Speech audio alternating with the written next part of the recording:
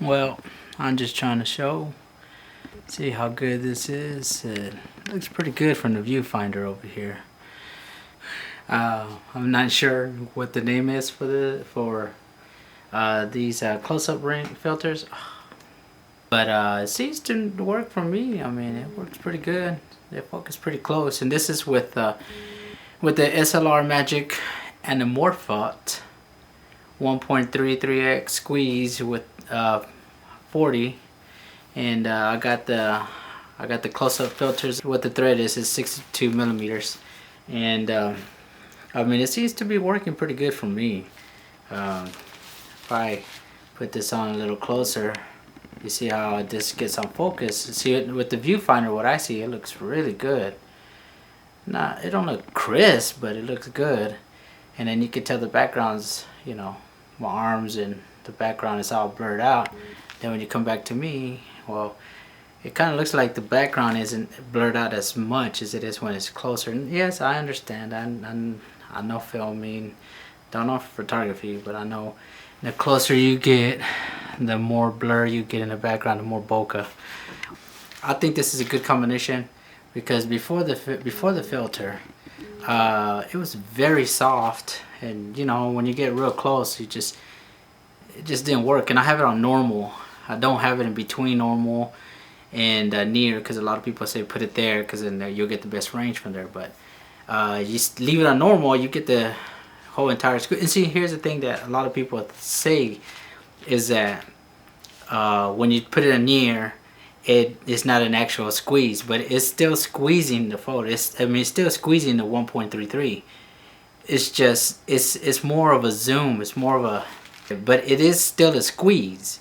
It's just more zoomed in. So you get so the anamorphic adapter zooms in, but keeps the squeeze. So it tends to make you look a little more wider, and it does do that. But it's still a 1.33 squeeze. Gets closer and makes you wider, and so there's nothing wrong with the 1.33 squeeze. It's just when you get too near, it just zooms. And the diopters that everybody get for these anamorphic lenses, yeah, those are a lot. They're like $200 for just one. And especially for this one, for this size, about 199, or I saw some for 239. You know, for the 62 millimeters. What I found is real hard to find. You gotta, most of the time they only have the 77, and then you gotta get a step down the ring. I didn't want to do that. So, and plus I didn't want to spend that much, and this only cost me $13. And if you look, I mean, it's not real crisp, but you know, it's way better than without the ring. Well, I could show you. And this is with the ring off. It's still, you know, you can kind of tell it's still soft, and then you can tell right there. You see how soft that is? See, that's really soft compared to the when you put the filter on. And see, right here is not as soft because I'm not close, you know, like this. And see, when you see, I'm looking at the viewfinder. If you see my eyes looking the other way, but you can see that it's real soft. You know, when I'm getting this close, it's real soft. It's still zoomed in. I mean, it still focuses on me, but it's just real soft. And see, and then when we put the filter back on, excuse me, get out of my way. No, just playing. And then we put the filter back on, and then I'm gonna scoot back over here because like, you know, just to kind of push you to see. You see how crisp it is? It's not as soft. See, and then I get close right here like this. It's not soft. You see that? And then I even try the, see now, just to let you know with the close-up rings, if you put the, like the, I got the 2 on. Oh, is this the 2 or is this the 1? Yeah, this is the +2. If you put the 1, it's still a little soft. When you get up close, it's still a little soft. But when you put the bigger ones, I think I have a 4 or in a 10 or a 6 and a 10. I'm not sure. I don't feel like going and looking.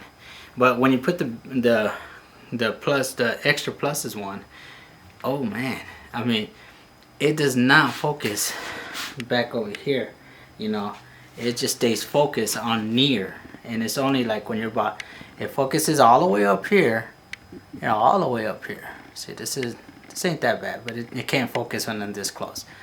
But then when you start coming back, you see how that focus, but I say about right here, you lose the focus on that one, on the ones that are more closer, the closer up ones.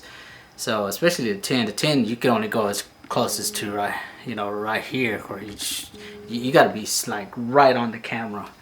And then the bad thing about it is too is that it makes everything soft around you, so it's kind of like a dream state, which is cool. I mean, I kind of like that.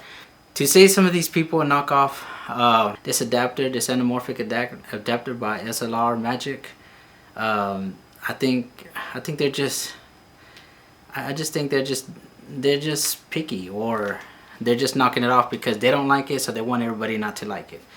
And same thing with the camera. I got this on EOS R, and a lot of people knocked that off. I almost didn't buy it, and then but when I bought it, and I was like, well, I forgot the 4K. Man, there's nothing wrong with it. I don't get it. I don't get why people are knocking it. 4K's awesome. It's awesome. It's way better than the 1080p. I'm gonna tell you that right now. It's just awesome. The only thing is yeah, it has a crop, but what are you doing with it? That's my question. I mean, I even tested it as a, you know, I'm not a vlogger and I don't plan to be, but I tested it.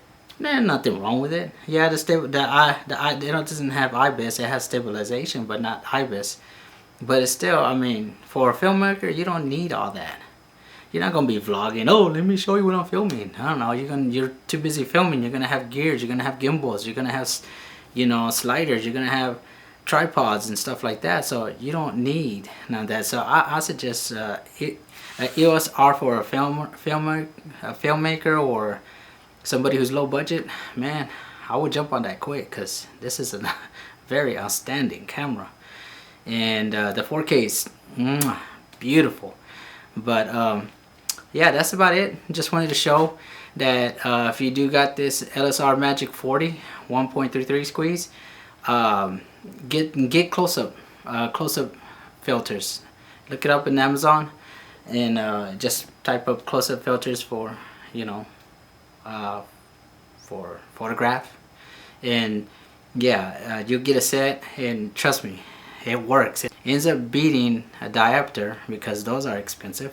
So you know, and these are only like, it can range from, you know, 12 to 20 bucks. It just depends what you want to get. And just kind of tell those idiots who say that the anamorphic is like awful, or the EOS R is awful, and you don't know what you're talking about. Okay, you should, instead of knocking stuff down, maybe you should start looking at the good things about the stuff. You know, look at the good of it. And I think the good of it for this is filmmakers, and if for vloggers, I think they can use it even on 4K. But if you're just that conscious about how close you want to be to the camera, then yeah, this camera ain't for you. But if you're a filmmaker and a budget filmmaker, the EOS R is a perfect camera. It's perfect. And then you get a gimbal, whatever gimbal you decide to get, you know, just get it. I mean, don't worry about what people say. Oh, this gimbal is better than another.